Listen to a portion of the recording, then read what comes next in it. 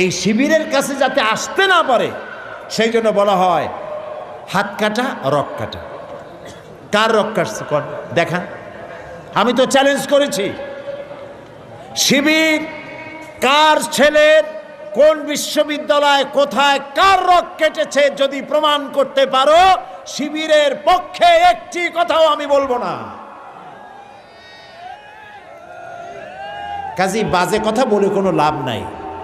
এই সব কথা বলে ইসলামী আন্দোলনকে ঠেকানো যাবে না। ঠেকানো যাবে যাবে না। যতই এই যে 15 দল 20 দল 22 দল একসাথে হচ্ছে না ভাই, বড় বড় এক একটা শূন্য, 0 + 0 + 0 + 0 from Khulna to Dhaka is equal to কত?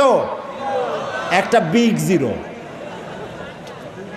এই সব বামেদের নেতারা, যত নেতা আছে, আমি চ্যালেঞ্জ করলাম, নিজের জন্মভূমিতেও যদি দাঁড়ায় 100% জামানত বাজেয়াপ্ত হবে, একটাও পার্লামেন্টের সদস্য হতে পারবে না।